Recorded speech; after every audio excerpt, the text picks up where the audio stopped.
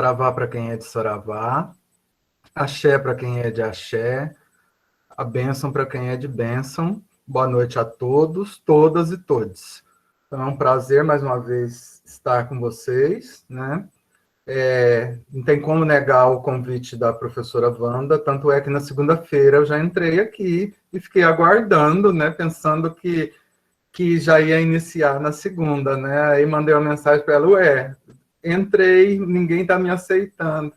Aí ela deu uma risadinha e falou, não, mas é amanhã. Mas eu sou assim mesmo, né? Muita coisa na cabeça, fazendo muita coisa ao mesmo tempo, mas deu certo, né? Então, quero agradecer ao convite e a participação de todos, né? E dizer que é muito importante esse tipo de evento. No primeiro dia, a Wanda colocou das dificuldades de se fazer extensão, né? Então, eu tenho trabalhado com a extensão desde quando eu entrei na universidade, em 2006, e eu vejo que é um caminho muito importante de aproximação com a comunidade, de trazer essa comunidade externa para dentro da universidade, porque na maioria das vezes elas não sabem que esse local é público, né? É um local que elas podem estar e que elas devem estar, inclusive participando de atividades como essa. Dizer que é muito ruim estar nessa situação virtual, né? Concordo com o professor Lorival, quero que acabe logo essa pandemia, né? Porque está muito difícil essa questão até mesmo do nosso trabalho, mas, por outro lado, facilita esse contato, né, com várias pessoas de diferentes partes do Brasil. Bom, dito isso, eu quero também dizer que cada um, acho que das pessoas que já falaram, a Wanda, o Dorival, cada um fala de um lugar, né? E eu também vou falar do meu lugar, né? Do meu lugar e dos meus recortes e dos meus olhares sobre um tema que é tão rico, tão dinâmico, tão amplo, tão profundo, tão complexo, mas que vale a pena a gente se debruçar, seja por meio de atividades de ensino, seja por meio de atividades de extensão, seja por meio da pesquisa. Eu acho que esse tripé dentro da universidade é de fundamental importância para formar pessoas, né, que tenham um olhar atento para a questão da diversidade, até mesmo aquelas que não conhecem, é preciso conhecer até mesmo para criticar. Então, eu costumo dizer, aonde eu tenho ido, né, levando as discussões das questões das religiosidades afro-brasileiras, que é importante esses momentos para as pessoas até mesmo se despirem de todos os preconceitos que elas têm, né? O preconceito com o hífen e o preconceito sem hífen, né? Para que elas consigam perceber e refletir um pouco que as religiões de matrizes africanas não é esse bicho de 7 cabeças, né? Que esse bicho ele é colocado na cabeça da gente, né? É o olhar da gente que produz esse medo, essa desconfiança, essa temeridade em relação ao que é visto. Então, eu quero falar com vocês um pouquinho disso, um pouquinho desses olhares que eu tenho debruçado sobre as práticas religiosas, em especial aqui em Minas Gerais, no Triângulo Mineiro, sobretudo como praticante de Umbanda, né? Que eu acho que não é possível separar o pesquisador do praticante, eles caminham juntos, mas tem hora que é preciso delimitar até onde um vai para que o outro possa chegar ou se aproximar. Então, eu já sou um pai pequeno, né? Pertenço a Umbanda, de um dos terreiros mais tradicionais aqui de Uberlândia, mas também sou pesquisador.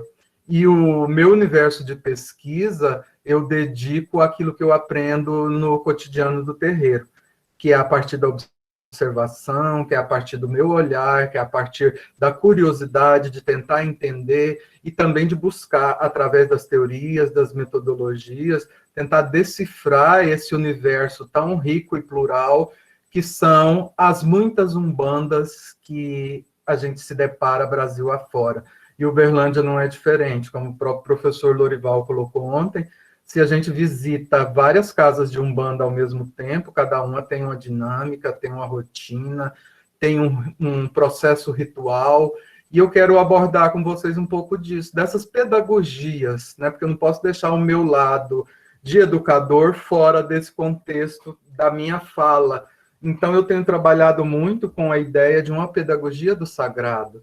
E essa pedagogia do sagrado me permite perceber como que os sujeitos que se interagem na ressignificação, na recriação dessas práticas religiosas umbandistas, conseguem, né, colocar dentro desse contexto várias nuances, né, vários sentidos, vários significados a uma prática, né, que durante vários momentos da nossa história se tentaram padronizar ou se tentaram colocar dentro de uma caixinha, mas a Umbanda não se insere dentro dessa caixinha, né?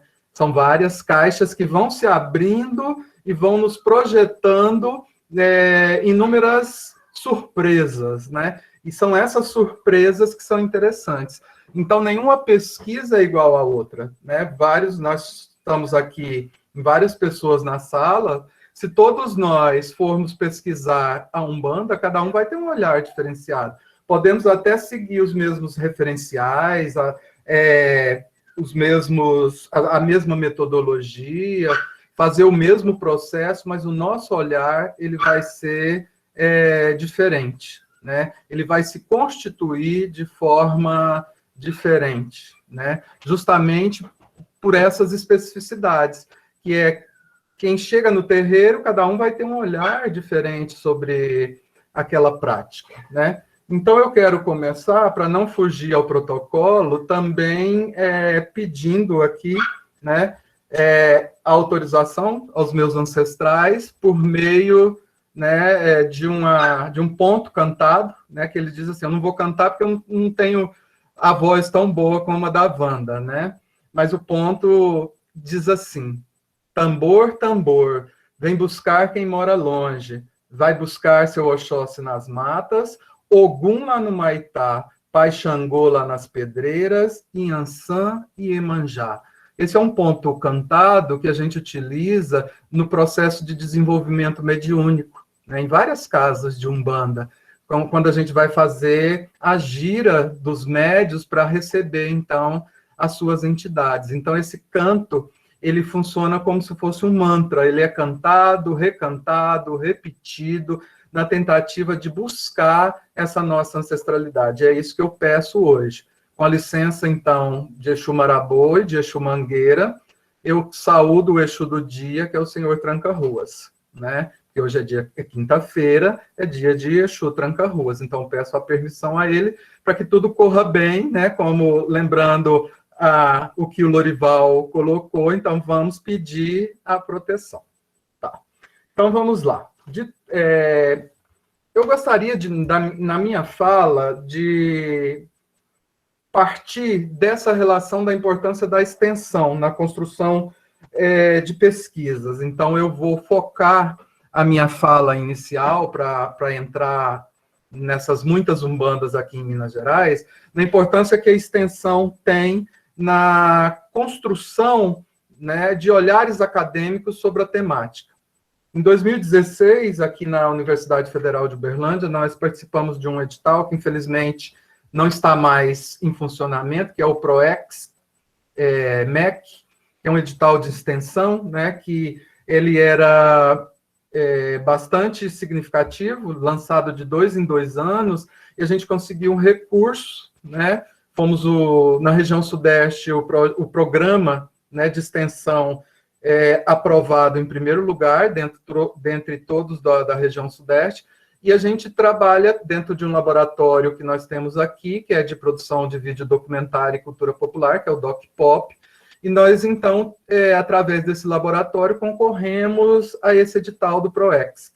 E nós fomos contemplados com uma verba para a produção de audiovisual, né? Então, nós começamos a pesquisar, fazer um levantamento das práticas afro-brasileiras aqui em Uberlândia, justamente porque tinha nos incomodado anteriormente vários trabalhos que a gente estava orientando na pós-graduação, as dificuldades que os orientandos tinham de ter acesso à documentação em relação às casas religiosas aqui de Uberlândia.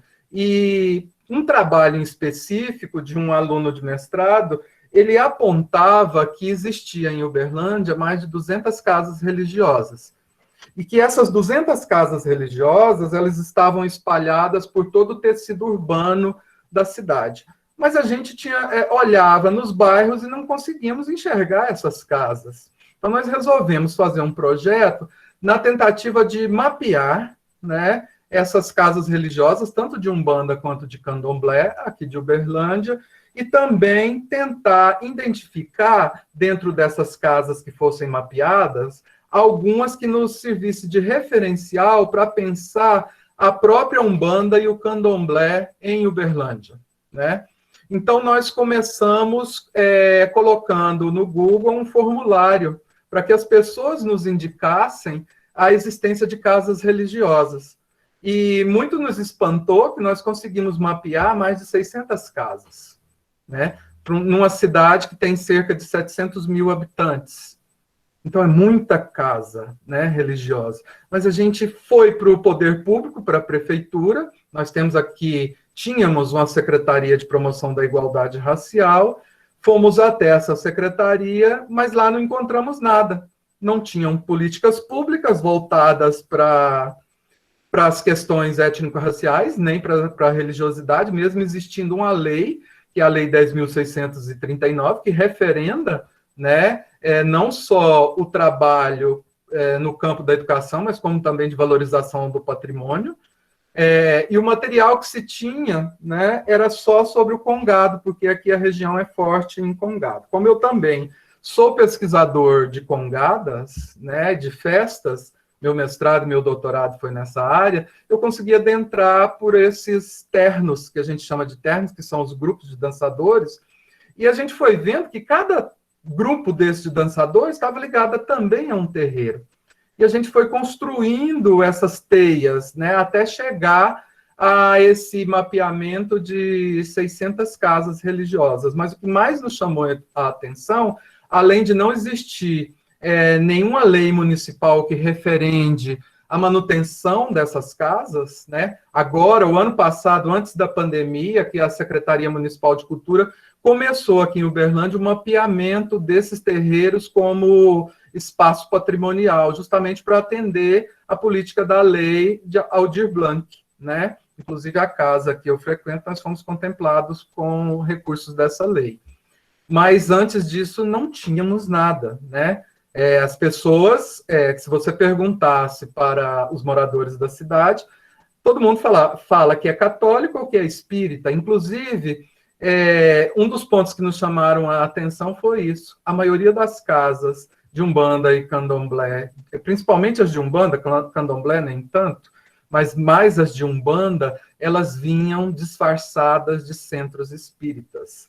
Justamente, né, para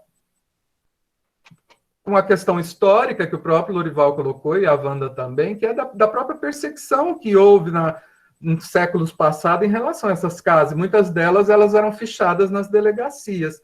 Então, para não serem vistas negativamente, elas se vestiam, né, de casas religiosas centro-espíritas. Mas, na realidade, não eram centro-espíritas, eram casas de Umbanda, né? E eu vou focar aqui nesse contexto, né? E na importância de entender esse contexto.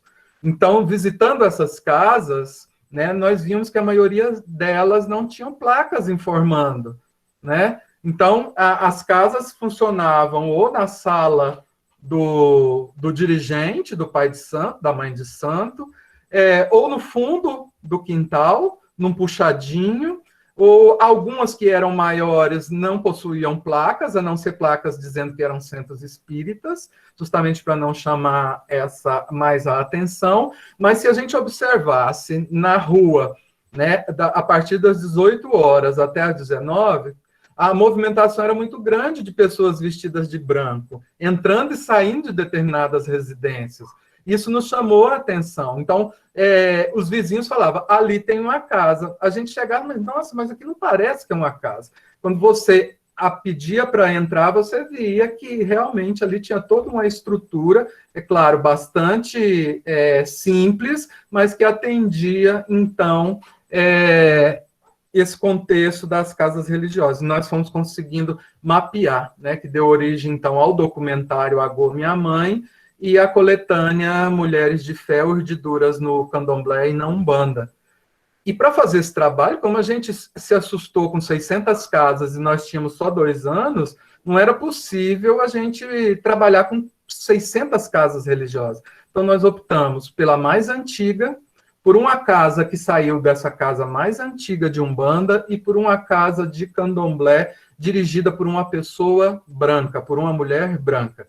E as outras 2 dirigidas também por mulheres, mas mulheres negras, né? Justamente porque a gente queria abordar essa questão do preconceito e do racismo religioso, né? Que é bastante evidente aqui na cidade, né? Então, nós fomos trabalhar com essas 3 casas. Uma dessas casas é essa que eu estou, né, que é a tenda do Pai Domingos da Guiné, que fica próximo à universidade, aqui em Uberlândia. E a gente trabalhou também com uma das casas mais antigas, que é dirigida por Mãe Irene, de Nanã, que é uma das mais respeitadas mães de santo aqui de Uberlândia, né? E também trabalhamos com uma casa de candomblé da Iá Cristina, né? Então, que fica num bairro nobre aqui da cidade, justamente para fazer esse contraponto. Então, nós construímos essa pesquisa e é onde que eu quero chegar. Que o evento final que nós fizemos para o encerramento dessa atividade, né, nós conseguimos levar para a universidade, em plena terça-feira à noite, nós conseguimos lotar um anfiteatro com 500 pessoas paramentadas, vestidas com seus trajes de santo, e aquilo causou um certo tumulto na universidade, né? O que essas pessoas estão fazendo aqui, né? E a nossa expectativa é que não conseguíssemos reunir nem 50 pessoas, mas nós conseguimos fazer o lançamento do documentário do livro, chamando essa população de terreiro aqui de Uberlândia para dentro da universidade, né? Então, a gente conseguiu uma visibilidade muito grande, não só nas pró-reitorias da própria instituição, teve a participação de reitor, vice-reitor, pró-reitores no evento, a televisão, né, da universidade fez a cobertura, e aquilo ali foi para os jornais, foi para outras TVs abertas, e o nosso trabalho conseguiu reverberar nesse sentido. Isso é muito gratificante em termos do trabalho de extensão, a gente trazer essas pessoas para dentro da universidade, e elas perceberem que aquele espaço também é o espaço delas, que elas estão ali. Então, quando a gente faz uma pesquisa, é importante que essa pesquisa ela também tenha o retorno social, porque na maioria das vezes a gente vai realizar uma pesquisa de campo, a gente pesquisa um determinado grupo, e a gente não volta lá para mostrar o resultado do trabalho, né? Então, é bom fazer isso, é necessário que se faça isso, mas na extensão, mais ainda. Por quê? Porque só existe extensão porque existe comunidade externa. E só existe extensão porque é preciso fazer essa conexão entre aquilo que a universidade produz, em termos de conhecimento acadêmico, com os saberes que nós vamos lá fora, bebemos desses saberes e transformamos em conhecimento, né? E essas pessoas precisam ser reconhecidas. Então, esse trabalho, trabalhar com extensão é importante por causa disso, né? Então, foi nesses encontros, né, com essas pessoas que eu consegui ir pensando melhor a minha prática de pesquisa e entendendo o que era o significado da Umbanda, né? Porque quando a gente pratica, a gente tem um olhar também como praticante, que às vezes é aquele olhar que você está ali e você não sabe tudo, você está ali para aprender. Mas você não aprende, não tem um receituário, né, que eles vão dizer, olha, o primeiro passo é esse, você vai chegar aqui, você tem que fazer isso, tem que fazer aquilo, tem que fazer aquilo outro. Não, você aprende na observação. Então, independente se você é um professor universitário, se você é um empresário, se você é uma empregada doméstica, se você é um gari, você tá ali, você chega ali, você vai participar de todo um desenvolvimento como se você fosse qualquer uma dessas pessoas. Do mesmo modo que aquelas pessoas que estão ali na frente dirigindo a casa, durante o dia são empregadas domésticas, são vigilantes, são donas de casa, mas ali dentro elas são respeitadas, ela é a autoridade máxima. Existe uma hierarquia que precisa ser referendada. E nessa hierarquia, tudo que é transmitido por meio de uma memória ágrafa. E é dessa memória ágrafa que eu quero falar. Essa memória tem cheiro, ela tem sabor, ela tem musicalidade, né? Ela traz imagens que, às vezes, vai nos chocar por causa do olhar eurocêntrico que nós temos, mas outras vezes ela vai nos seduzir, né? Então, a Umbanda é isso, a Umbanda é cheiro, é sabor, é prazer de estar ali, é o toque do atabaque que faz com que você arrepie, é o toque do atabaque junto com o ponto cantado que faz que você mexa suas pernas, que você dance, é o transe mediúnico que acontece ali, que faz com que você possa perceber que ali você vai conseguir resolver aquilo que no plano real ou material você não conseguiu resolver. Então, as pessoas buscam na Umbanda aquilo que no plano, na vida comum, cotidiana, elas não conseguiram resolver. Eu acho que a grande sedução da Umbanda está justamente nessa possibilidade de poder se conectar com as entidades, né, como se fossem, essas entidades fossem humanos, né, que aproxima dessas pessoas. Ela sente as dores, ela sente os prazeres, ela vibra com as vitórias das pessoas, ela ouve, ela aconselha, ela dá bronca, né, ela tenta amenizar os problemas do dia a dia, e isso faz com que as pessoas se aproximem. Mas a gente consegue perceber também pessoas que, mesmo frequentando os terreiros todos os dias, ao chegar na porta, né, de uma casa religiosa, ela desce do seu carro, olha para um lado, olha para o outro e corre para dentro. Senta lá, participa, para sair do mesmo modo, olha para um lado, olha para o outro e vai, né? Não olha para trás, mas ela está ali. Mas se você pergunta para ela, você é praticante da Umbanda? Você participa diariamente da Umbanda? Não, eu sou católico. Né? E eu acho que o grande problema está aí, que a gente, durante vários anos, né, ao tentar entender os dados estatísticos, a gente se deparava com isso. Onde que está a população de terreiro, seja do candomblé, seja da Umbanda? Elas não apareciam no censo demográfico, né? Porque no censo demográfico não tinha a pergunta, né? Você é umbandista? Você é candomblessista? Aparecia no máximo espírita. Então, todos eram espíritas. Então, espíritas, protestantes e católicos era a grande gama, né, dos frequentadores desses espaços religiosos. Mas dentro dos espíritas estavam também os praticantes da Umbanda e os praticantes do Candomblé. A partir de 2010, mesmo sendo a autodeclaração, mas as pessoas ainda têm esse receio de responder, né? E por incrível que pareça, né, os terreiros de Umbanda, eles são, né, lotados. São casas simples, mas que ali dentro, no dia de gira, seja gira de Exu, seja gira de Preto Velho, de Caboclo, está lotado, né? Então, tem mais de 100 pessoas, 150, e o interessante como foi colocado ontem, né, a Umbanda, ela seduz as pessoas também pelos festejos.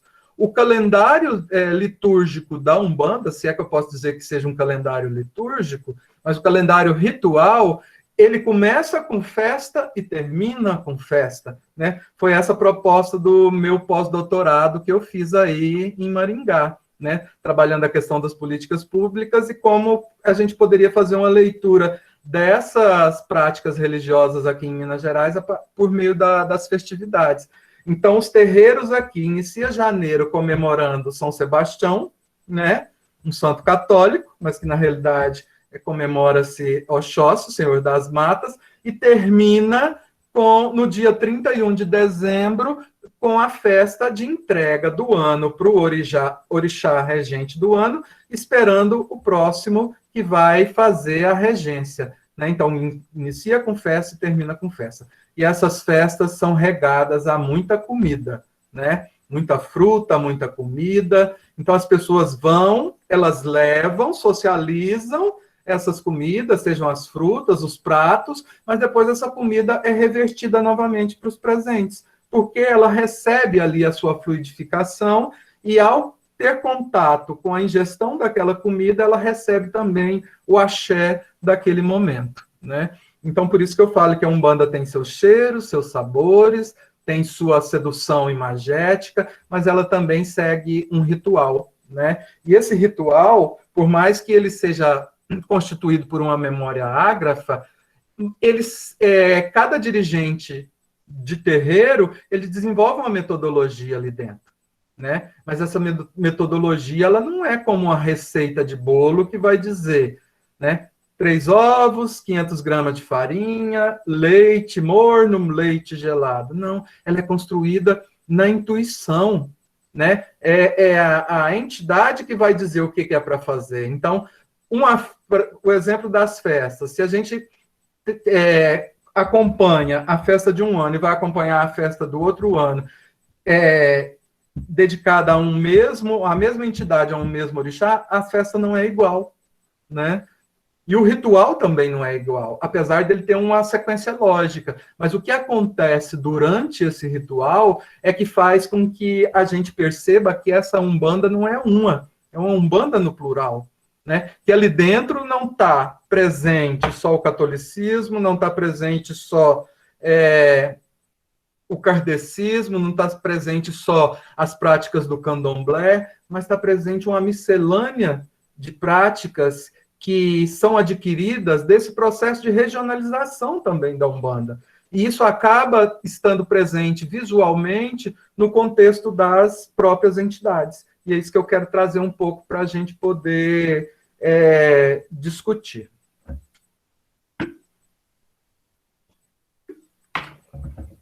Eu estou tentando não falar muito rápido, porque eu falo muito, muito rápido, né? Então, dentre essas muitas umbandas, aí nesse primeiro slide a gente tem um pouco do que a Wanda falou e um pouco do que o Lorival falou, que são pontos riscados, né? Esses pontos riscados, eles são a identidade da entidade. Nós temos a nossa carteira de identidade, né? Quando um médium gira no terreiro, né, e que ele recebe uma determinada entidade, essa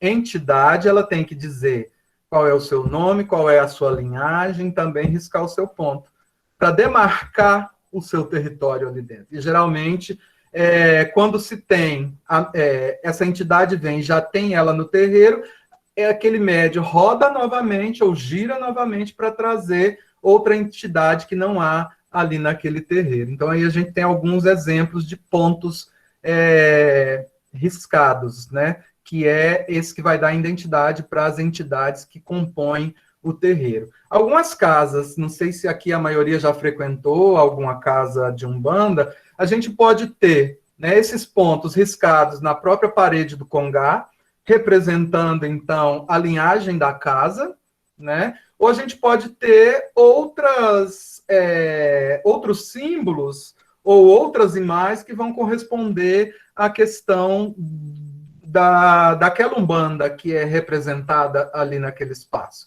Porque nós não temos só uma Umbanda, a gente tem Umbanda esotérica, a gente tem Umbanda traçada, a gente tem Umbanda ressignificada, a gente tem Umbanda tradicional, mas todas são Umbandas, né? E elas misturam elementos, simbologias, rituais, que bebem nessas diferentes fontes, né? Mas são guiadas por essa relação que elas estabelecem entre o Orum e o Aie, né? Ou seja, entre o céu e a terra, entre as entidades, né, divinizadas ou os espíritos, né, que ao descerem no terreiro por meio dos médios que faz essa canalização, eles se aproximam dos consulentes, né? E dão atendimento, conversam, como eu falei. Outros não. Outros só vão girar, só vão deixar a sua força, o seu axé, vão fazer a limpeza, mas não vão fazer a verbalização com os consulentes, né? Vai depender muito de casa para casa. Se puder passar os slides, por favor. Então, eu coloco aí uma assertiva do que a Birman coloca, né, no que é Umbanda, um livro básico, né, para quem quer pesquisar também a Umbanda. Então, ela fala que a Umbanda, portanto, é um sistema religioso dinâmico que se concretizou num campo de diferenças que lhe propiciam a unidade pautada na diversidade. Então, se você quer fazer uma leitura da Umbanda, você tem que saber que a Umbanda ela é diversa, ela é plural, ela é recriada no ato dos seus próprios rituais. Como eu disse, ali naquele momento do ritual, o dirigente da casa pode mudar completamente o sentido ou o significado. Mas como que eu sei que entidade que está ali e o que vai acontecer? Eu tenho que prestar atenção no ponto que é cantado. Porque é o ponto que é cantado que vai direcionar o que vai acontecer naquele momento. Se está acontecendo alguma demanda, porque às vezes recebe algum visitante inoportuno, então o ponto avisa para as pessoas que estão ali na gira o que está acontecendo, avisa qual vai ser a entidade que vai chegar, então se é Preto Velho, canta para Preto Velho, se é Exu, vai cantar para Exu, se é Ogum, vai cantar para Ogum, se é Xangô, vai cantar para Xangô. Então, não é avisado para você o que vem. É a sintonia que é estabelecida entre a sensibilidade do médio com o ponto cantado. Ele estabelece, então, essa conexão, qual é a entidade que virá. Né? Então, isso é importante de observar. Porque, às vezes, você vai na casa... o que vai ter na casa hoje? Você não sabe. Porque vem da intuição do dirigente. Né? Na nossa, a gente tem o costume de estabelecer, até mesmo para... Agora não, porque nós estamos na pandemia, está funcionando só com um pequeno grupo, mas quando tinha o atendimento, a gente costumava fazer um calendário mensal, colocar no quadro o que ia acontecer cada semana, porque as pessoas perguntam. Então, tem gente que gosta de fazer consulta com Preto Velho, outros gostam de Caboclo, e assim sucessivamente. Então, a gente construía um calendário, mas não quer dizer que naquele dia viria só Preto Velho ou viria só Caboclo. Poderia vir Preto Velho e depois todas as linhas ao mesmo tempo, né? Ia depender da sintonia do astral e da conexão que estava sendo estabelecida ali naquele momento. E é assim um pouco que funciona aqui em Minas Gerais. Pode passar, por favor? Então, aí, se a gente vai numa casa de Umbanda, a gente pode falar, nossa, mas esse terreiro aqui tem muita imagem de santo, né? Porque está muito próximo ao catolicismo mesmo, né? Então, tem a questão sincrética, tem a questão híbrida, seja qual a terminologia que você queira utilizar, você vai ver no congá, no altar, imagens de santos católicos, pontos riscados na parede, mas também imagens de orixás, que são cultuados até mesmo no candomblé. Por quê? Porque ao lado de cada imagem de santo católico é colocado para referenciar qual é a entidade ou orixá correspondente àquele santo católico. Aí dá para ver nitidamente a questão de São Sebastião e de Oxóssi, né? Então, no centro sempre fica Oxalá, né? Que tem Oxalá novo e Oxalá velho, mas é representado por essa imagem de Jesus Cristo de braços abertos. Então, se você se depara, você não vai encontrar lá tridente, você não vai encontrar chifre, você não vai encontrar diabinho, pombagira, imagem de pombagira com os peitos de fora, explicitamente colocado ali no congá. Tem um espaço reservado para isso, né? E fechado, porque a gente chama que são as casas de força. Então, toda gira para se iniciar aqui, principalmente nas casas aqui de Minas Gerais, todo o trabalho se abre com Exu. Então, salda Exu, pede caminho, faz as saudações, vai na casa de Exu, faz a firmeza com as velas, e depois é iniciado, então, todo o trabalho, com a reza de Pai Nosso, como a Wanda colocou no primeiro dia, Salve Rainha, Credo, né? E faz a defumação do espaço, pemba-se os 4 cantos da casa, pemba-se os médios, aí chama o mentor espiritual da casa, seja ele um caboclo ou um preto velho, que ele vem também, abençoa todos os médios, abençoa todas as pessoas, para depois começar a gira. E a gira é fechada também com a oração do Pai Nosso, Ave Maria, né? E encerra-se tampando os atabaques e todo mundo saudando o congá. Então, esse é um procedimento mais ou menos padrão. Mas o que acontece nesse inteirinho aí é dinâmico, né? É fluido. Então, vai depender muito desse contexto do dia, do cotidiano, do que vai acontecer ali naquele momento. Pode passar, por favor.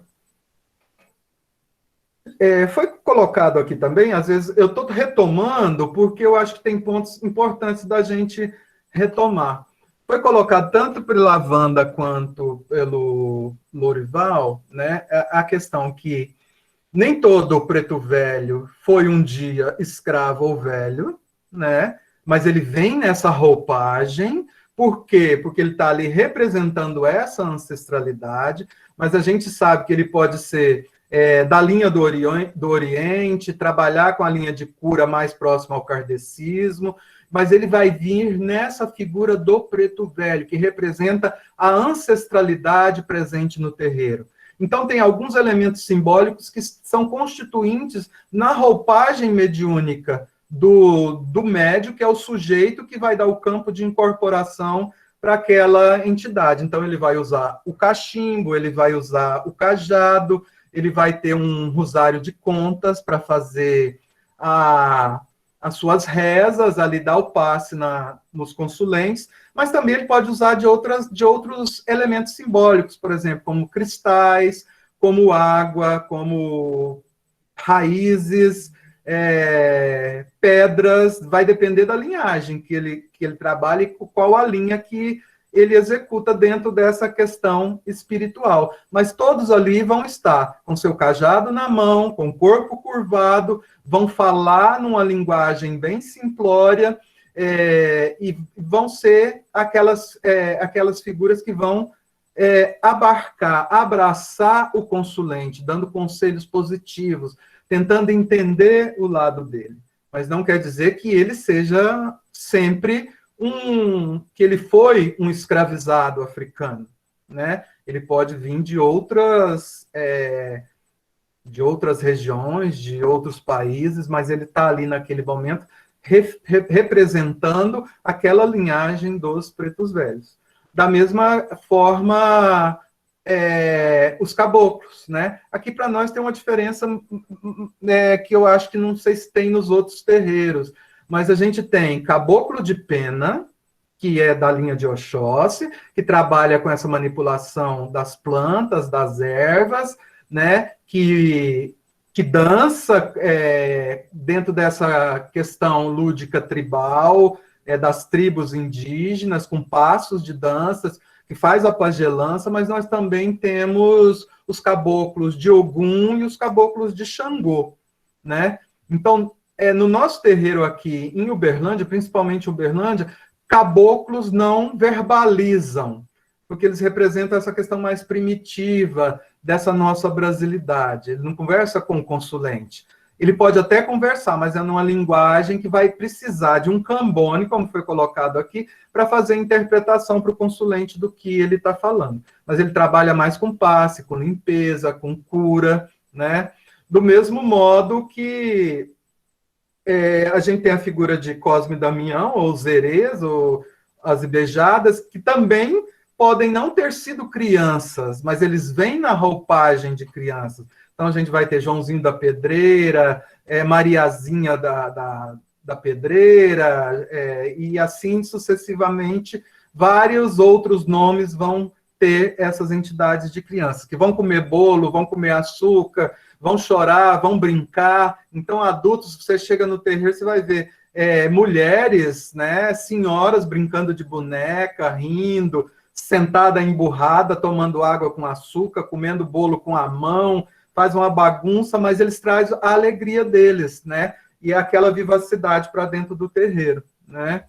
Do mesmo modo que a gente tem os Exus e Pombagiras, que eu acho que são as figuras mais significativas e emblemáticas, né, nesse contexto desse panteão das entidades, mas que são as mais humanas, as que mais se aproximam dos consulentes. Por quê? Porque mesmo eles estando, né, vestidos, a gente vai encontrar, por exemplo, Exus vestidos com capa, Exus vestidos com terno, Exus de chapéu, de cartola, porque cada um representa uma identidade, um pertencimento. Por exemplo, se for conversar com determinados Exus, vão falar, eu fui lorde, eu fui fazendeiro na Idade Média, eu fui inquisidor, eu vivi, por exemplo, como é o caso de Zé Pilintra, nos Morros Cariocas, mas são várias roupagens que eles assumem, mas estão muito próximos dos consulentes. Eles conversam, eles brincam, eles fazem chacota, mas também falam sério e aconselham. Então, as pessoas nas giras de Exu e Pombogira são as giras mais movimentadas dentro do terreiro. Essas são as imagens que geralmente as pessoas têm das entidades. Mas como que essas entidades elas se expressam na roupagem do médio, na figura do médio? Do que o médio utiliza para identificar qual é a entidade que ele está recebendo, né? Então, eu vou usar algumas imagens dos terreiros aqui de Uberlândia, do acervo da pesquisa Mulheres de Fé e de Festa, para a gente poder entender como que essa ludicidade está presente, essa pedagogia que eu chamo do sagrado, ela se faz também desses elementos lúdicos e simbólicos. Pode passar, por favor? Então, aí, a gente tem 5 imagens, né? Temos a imagem da incorporação de Preto Velho, né? Que aí a gente vê o cachimbo, né? O cajado que ele está segurando, as guias, né? Essas guias, elas também referendo a identidade da hierarquia que o médio tem, né? Então, se ele é de 7 anos, se ele é de mais anos, se ele é iniciante, a quantidade de guias vai diminuindo de acordo com a iniciação. Se ele está no primeiro nível, ele vai ter só um cordãozinho, depois ele vai adquirindo esses cordões aí, ou essas guias, né? Então, aí a gente vê a moça incorporada também de Preto Velho. Geralmente, o Preto Velho fica sentado e dá o seu passo sentado, fumando o seu cachimbo e fazendo as suas orações. Do outro lado, a gente tem aí a incorporação de Herês, né? Não sei se dá para ver, brincando, de Maria Chiquinha, com bonecas. Tem a figura do caboclo de Oxóssi e do lado de cá, Pombagira e Exu, né? Então, cada uma dessas entidades no terreiro, para você identificar qual é a entidade que está em campo, também você pode olhar para as vestimentas. Ou não, porque às vezes elas vêm sem a necessidade dessas roupas. Isso aí é só um aparato lúdico, né? A entidade não precisa, principalmente na Umbanda, desse tipo de roupa. Ela pode lá estar com a sua camiseta branca, com a sua calça branca, que vem em todas as entidades. Não é preciso ter o cachimbo para incorporar Preto Velho. Não é preciso fazer uma Maria Chiquinha estar de rosa para incorporar Herê. Não é preciso ter o penacho ou outro elemento que representa o caboclo para eu receber o caboclo. Não preciso eu ter a capa, o chapéu, a coroa para receber uma pombogira ou um Exu. Então, são só elementos simbólicos para que os consulentes identifiquem quem são as entidades que estão em campo, que estão em terra. Então, usa-se desse aparato, dessa questão de ludicidade para poder também construir um ambiente que vai ser acolhedor e que as pessoas se sintam abraçadas naquele momento, né? Pode passar. Aí eu trago alguns dados para a gente poder pensar a questão de como que é interessante, né, a gente perceber. Às vezes a gente vai nos terreiros de Umbanda e você olha para dentro do congá, nossa, mas só tem pessoas brancas. Aonde estão os negros, né? se a gente for olhar os números do censo, aí eu trago alguns números do censo aqui de Uberlândia, a gente vai ver que o maior número da população de Uberlândia estão nas igrejas evangélicas e neopentecostais, né? E a maior quantidade de negros também. Os terreiros, eles têm embranquecido. Isso é bom? Traz a diversidade, mas também tem a questão do porquê que está acontecendo, né? Então, tem um ponto que fala assim, a nossa Umbanda é branca, né? Branca em qual sentido? Branco da questão da pureza, da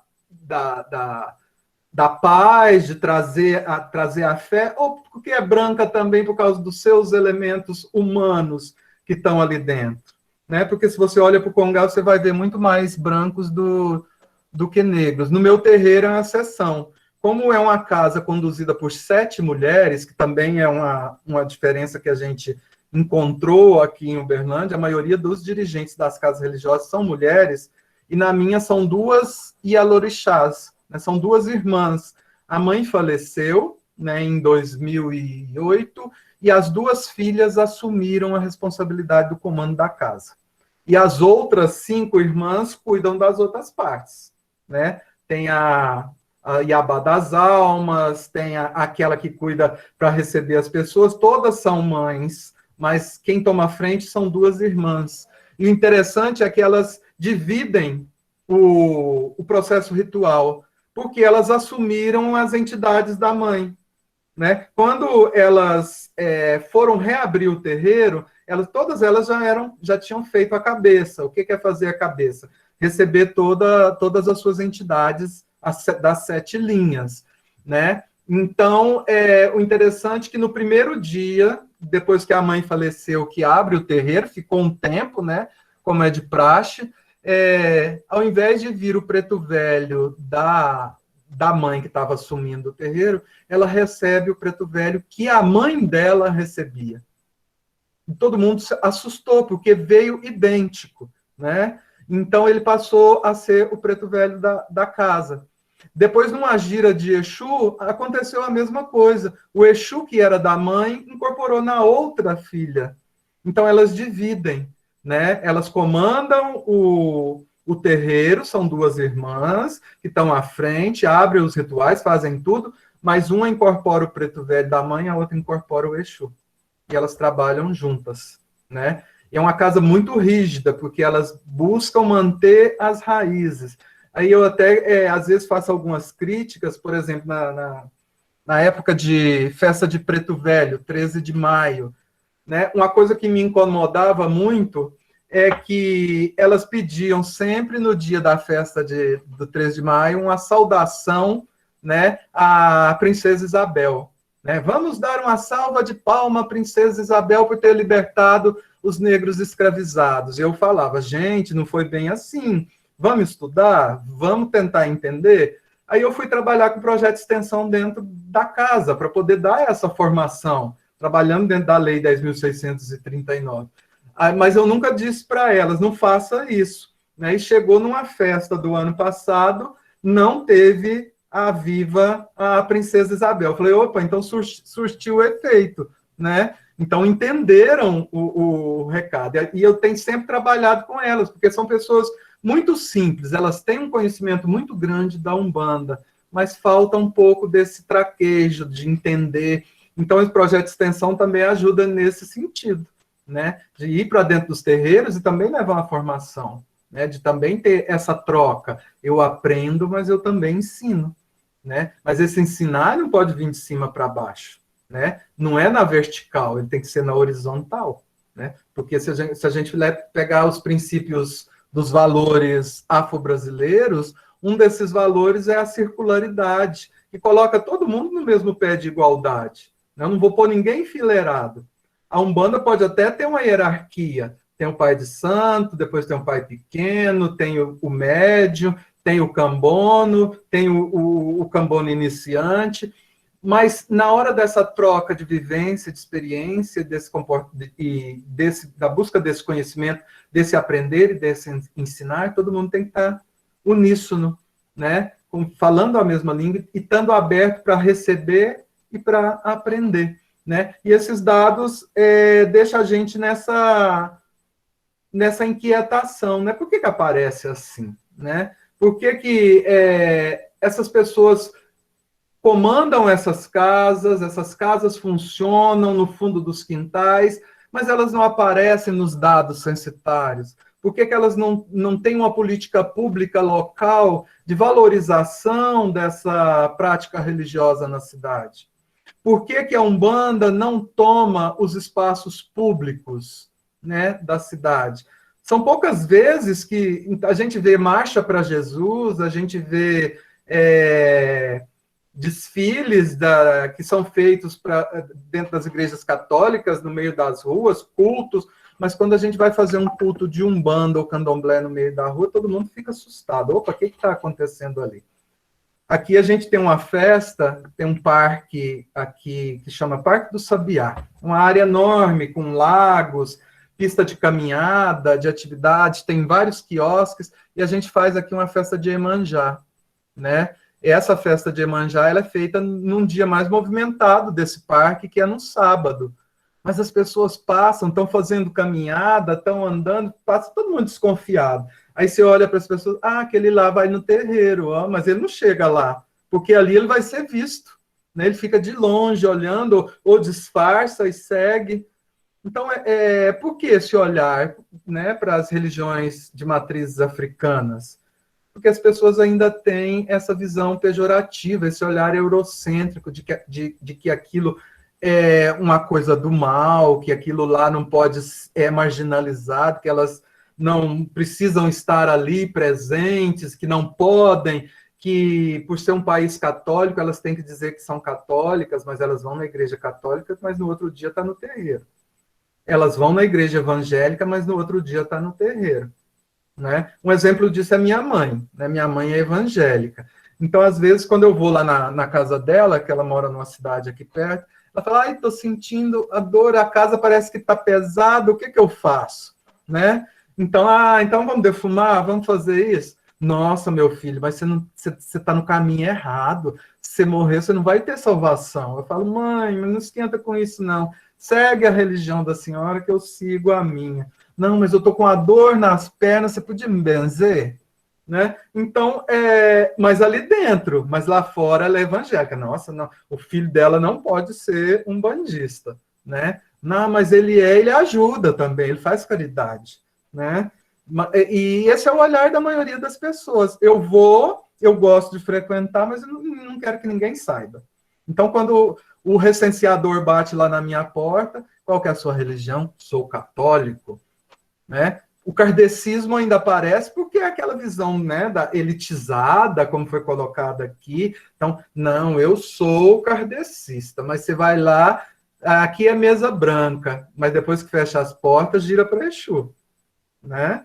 Então, tem tudo isso. A fachada de centro espírita, às vezes, não é tão centro espírita assim, que vai ter aquela... eu vou lá, vai ter o passo, vai apagar a luz, vai ligar uma luz azul, uma luz vermelha, vou fluidificar a minha água. Não é bem assim. Né? A gente sabe que até mesmo no terreiro de Umbanda, depois que se despede dos consulentes, fala, fechou o trabalho... A gente sabe, fica todo mundo ali de braços cruzados, ninguém sai. Aí vem a pessoa responsável, vai tirando todo mundo lá de dentro. Tchau, boa noite, depois você volta. A hora que todo mundo sai, aí vai começar a fazer limpeza, vai começar a chamar outras entidades que não aquelas. Mas esse olhar só vai perceber quem tiver, né, a curiosidade de estar atento para tudo que está acontecendo ali dentro. Como eu falei, do atabaque que toca ao ponto cantado, aquilo ali traz uma mensagem. Por isso que eu falo que existe uma pedagogia. E essa pedagogia ela precisa ser ensinada, ela precisa ser transmitida. Mas não há a preocupação de passar isso para o papel. Né? Como é o caso da preparação das oferendas. Né? Então, existe a pessoa que é responsável pela preparação das oferendas dentro do terreiro. Mas ela é preparada para isso. Ela tem que conquistar esse espaço, mas muitos dos segredos que são a ela revelados, ela não pode passar adiante. E é esse segredo que movimenta essas práticas, né? E eu vivenciei isso também no Congado, porque no Congado eu chegava, não, nós vamos rezar o credo, a Ave Maria, nós somos católicos, mas toda sexta-feira eu ia marcar entrevista com os capitães de Congado, não achava ninguém em casa. Eu falava, para onde que esse povo vai em plena sexta-feira? Eles iam para o terreiro. Aí você chegava nas casas, olhava para cima, tá lá, espada de São Jorge traçada, aquele vaso disfarçado ali com a oferenda. Ah, então tá, é isso, né? Então você tem que ter esse olhar atento, mas para isso você tem que ter conhecimento, né? Você tem que fazer leitura, você tem que estudar, você tem que buscar esse conhecimento, mas você tem que estar aberto para observar e para olhar o que está se passando ali ao seu redor quando você está realizando a pesquisa ou até mesmo visitando. Até uma vela que é acesa, a posição dessa vela que é colocada no congá, ela tem um sentido, né? Mas aquilo ali não vai chegar para você e falar, Cairo, olha, você está sendo iniciada. Essa vela aqui é para isso, para isso, para isso. Não se fala. Tudo é na base da observação. E também não se pergunta, né? Aqui não se pergunta. Se for do seu merecimento, você vai ser chamado em particular e vai te passar as coisas. E vai te dizer, não comenta com ninguém. Né? Mas você não vai saber todo o processo, não. Você aprende só uma parte. Aí, se você demonstrar interesse e dedicação, aí a outra parte vem depois. Depois você vai receber. É sempre a conta-gotas. Né? O conhecimento na Umbanda, ele é dado a conta-gotas. Né? Eu acho que isso também é significativo. Pode passar. Então, aí é a questão dos dados que eu coloquei para vocês. Né? Quando a gente fala em religiões, a gente vai ver que a maioria da população de Uberlândia ela é católica, né? 54,7%. E as outras, né, religiões juntas, todas aquelas que são pipocadas nos bairros, nessas 600 casas de Umbanda e Candomblé que nós conseguimos mapear, representam 3,1%. Nos dados oficiais, mas na realidade não é isso, né? Então, se você pega, por exemplo, 600 casas, cada casa com 50 pessoas sendo atendidas por semana, que geralmente aqui é na segunda, na quarta ou na sexta. Tem casas que trabalham os 3 dias. Então, multiplica-se isso pelo número de 600 casas para a gente ver o público rotativo que tem, né, ali dentro. Então, é muita gente. Mas por que elas estão invisíveis, invisibilizadas? Porque essas religiões não são vistas como práticas religiosas que, apesar de abarcar a maioria das pessoas, mas elas ainda estão na clandestinidade, na marginalidade, né? Você não vê na maioria dessas casas uma placa indicando que ali é um terreiro de Umbanda, né? Mas você vê um salão Testemunha de Jeová. Você vê Igreja Evangélica Quadrangular, né? Igreja da Graça, e assim sucessivamente, Videira, com aquelas placas imensas, mas os terreiros não, justamente por causa dessa herança de perseguição que nós tivemos, né? Então, o pai de santo, a maioria dos pais de santo de Uberlândia não sobrevivem da religião, são funcionários públicos, são professores, são trabalhadores braçais, são aposentados, que na maioria das vezes tiram do seu próprio salário para manter a casa, né? Porque não se cobra na Umbanda, né? Não se passa a sacolinha como se passa, não sei aí, mas aqui não passa. Como passa, por exemplo, numa igreja protestante, né? As casas sobrevivem dos trabalhos de Exu e Pombagira, porque aí é cobrado, né?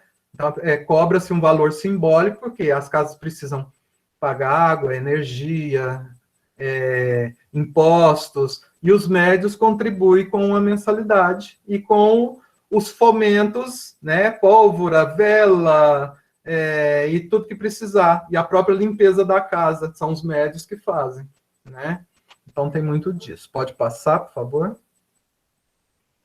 Então, isso aí foi o que a gente conseguiu mapear na nossa pesquisa. Então, essa parte amarela é toda a parte dos terreiros de Umbanda. Não estou conseguindo enxergar, mas é mais de 50%. Né? Então, essa parte amarela é o percentual de casas de Umbanda que a gente tem em Uberlândia, né? Esses dados são de 2018. Então, possivelmente, já aumentou, né? Porque aqui, a todo instante, vai se abrindo as casas de Umbanda, né? Então, um filho sai de uma casa, abre a sua própria casa, depois de fazer as obrigações. Ou até mesmo não precisa. Alguns nem têm obrigações feitas, abre as suas casas, junta um grupo de pessoas e começa a movimentação dessas práticas religiosas. Não tem necessariamente que ter uma formação, né? Ele pode ser intuitivo, ele participou, recebeu esse conhecimento. Muitos dos nossos pais e mães de santos saíram do kardecismo, né? Eram bezedeiras, né? Trabalhavam apenas com preto velhos e resolveram, tinha um oratório ali num quartinho da casa ou na sala da casa, e por missão, né, que as próprias entidades passaram, elas resolveram, então, abrir as suas casas religiosas. A história tem um fio condutor parecido, né, da abertura dessas casas. Pode passar, que eu acho que já está terminando. Então, aí tem uns dados da revista Isto É, de 2014, que eu acho que é bastante interessante, né? Então, perfil dos fiéis.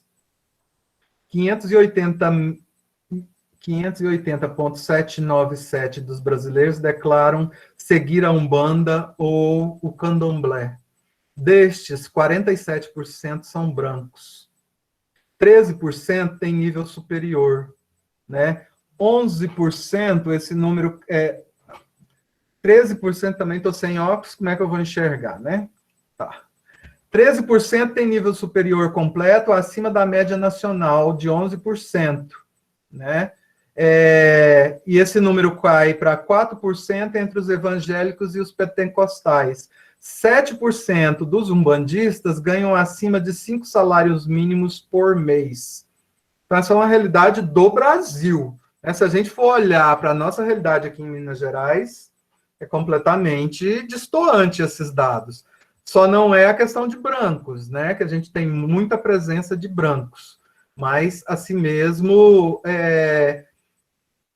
podem ser considerados uma maioria? Podem, mas na frente, como zeladores e mães ou pais de santo, a maioria deles são mulheres negras e homens negros, né, que estão à frente dessas casas.